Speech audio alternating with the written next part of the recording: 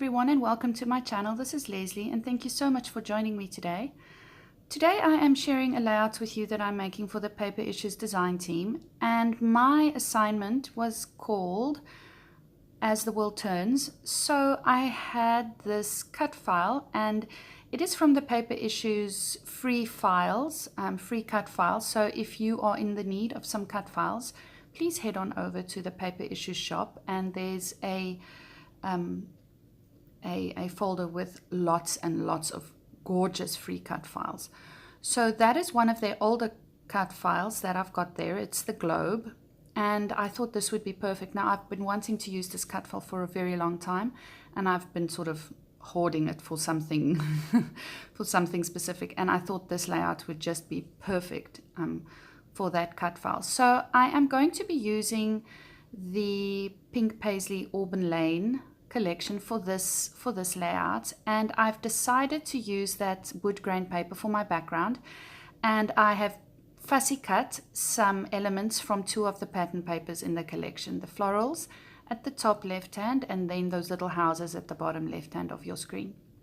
So now I'm just going to be working on my background paper, and I cut my cut file, the globe, out in with some American Crafts textured white cardstock, and the white is the same white as in the collection, and that's what I really like. In some collections you sort of struggle and then you've got to use different white paper, but I really like that this white of the American Craft cardstock is the same as the white in the collection. So I'm just going to be fussing around with those houses for a little bit. I wanted 4 houses at the bottom just to even out, to balance out the effect that it gives. And I'm going to be placing that house right at the right hand side of my page. I'm just going to be placing it a bit lower than on the little base of the globe. So I'm going to be tucking in those fussy cut flowers behind the continents of the globe so that they sort of peek out behind, and you can see that I've got some one of the flowers peeking through the Mediterranean Sea there. I'm not quite sure why Spain is connected to Africa, but I think that was just practicality, I suppose. So I'm going to be cutting up some of this craft foam, and I'm just going to be backing my little houses with the craft foam. I wanted them to be dimensional, and I'm going to be backing my cut file with craft foam as well. Now, I'm concerned about something, and I don't know if this craft foam is acid-free. I don't think it is acid-free. I did back this entire cut file with the pink craft foam. Now, I'm not sure if you guys are familiar with what acid products or products that contain acid does to paper. So I am a bit nervous about that. So I'm just going to have to see in the next 2 or 3 years how this cut file holds up. And I don't know if you've been using the craft foam for a year or 2 years. Please can you tell me if there's some issues? I know that a lot of the other YouTube ladies, they all use it, and none of them have reported any issues with it, but I don't know if it's been a thing for long enough for the acid to start eating through the paper. I hope not. Anyway, that was one of my concerns with the craft foam. It is very convenient, however. I mean, you don't have to sit with all those millions of little static papers that you pull off and from the regular foam squares that I usually use. So I'm just going to be sticking the flowers down with some liquid glue, and obviously the cut file is going to stand up over the flowers, and you see there the bit that I was talking about peeking out from the Mediterranean Sea.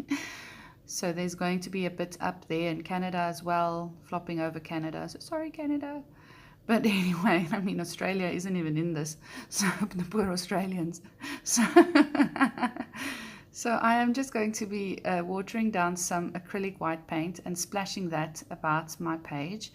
And I'm going to be dripping or squeezing my brush just to get some bigger splotches, and some of the splotches are going to be hidden with the cut file, but I don't mind. This is really, it's okay. I just wanted the something more on the back, some texture or something on the back. So there you'll see how I am just rubbing the brush on my finger, and that gives a very, very fine splatter. I mean, it's like almost like a little white mist that's on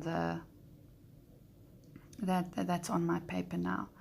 So there you see where I'm going to be sticking down that cut file, and it went down quite easily. I didn't have any issues with it. And because I used the wet glue, I could maneuver it a little bit before it got really stuck down. And yeah, I haven't used my ATG on the craft foam yet, so I can't tell you guys how that works for me. I know a lot of the other YouTube ladies use their tape runners or ATG or that type of glue on the foam. However, for me, I think the wet glue works better. I think it just gives me a bit more peace of mind that this is going to stay stuck for a while. So there I'm going to be placing that little pink house on the side of the cut file, and I'm taking the backing off that yellow house because I realized that it is going to be flush with the cut file in any case. So I'm just going to have to back the bottom of the house. So I'm just going to be adhering the top part of the house straight to the cut file, so everything's going to be popped up on some craft foam. So let me just talk about the picture that I'm scrapping. It's a picture of me, and it's about 4 years ago, and I went to Vienna just before Christmas in 2014, and I went for the Christmas markets, and it was divine. And all those Weihnachtsmarkt, and I don't know if I said that, Weihnachtsmarkt. So I don't know if I said that correctly. All the Christmas markets and the Glühwein and all the Käsekreiner and the cinnamon and the cookies, and I'm a stickler for anything Christmassy, I must say. So that was amazing. That experience was quite wonderful. So the one evening I had some of that massive pork schnitzel, and it's a specific restaurant in Vienna that's quite famous. I mean, this is what they do. It's the Wiener Schnitzel. So I had some of that, and that is that big brown thing I'm holding. That was one schnitzel. I mean, it was very, very thin, so it's really not that, massive. I don't think I finished it. It was obviously too massive, but anyway, so that is why I've got such a big smile on my face. So anyway, you'll see there that I'm coming in with the rub-ons, and I thought of these little flowers, and I thought I could rub them on behind the houses to make it look like the houses are standing in and amongst little flowers and grasses and twigs and things that are sticking out from behind them, and I love that effect. And these rub-ons came off really quickly. I mean, they rubbed on very nicely. I did rub some of the other some rub-ons with my hand. I did rub some of them off with my hand there, but you know what? You couldn't see, the bits that aren't supposed to be there in any case. So only if you look really closely can you see. And it really doesn't bother me that much, honestly. It's just the effect that I wanted. And I love that you can see it on the screen because they are very shiny and they're rose gold. So they're really beautiful. And there you can see I'm just scratching off a little bit that came off that wasn't supposed to come off. So I do go and sprinkle some other rub-ons all over the layout. There are these little hearts on the rub-on sheets, and I just go and rub them all around the globe, and you'll see that I'm going to be doing that now. I really wanted to use that bunny, seriously, but where could I make the bunny work? So I thought I would just leave the bunny then for another time. So here you'll see I am just going to be rubbing those little hearts all around my cut file, and I love the effect that that gives. It also adds some texture, it adds some interest, it adds a little bit of a detail, and I love the fact that you can see them so well on this layout now in the screen, and they are very shiny and they're very beautiful.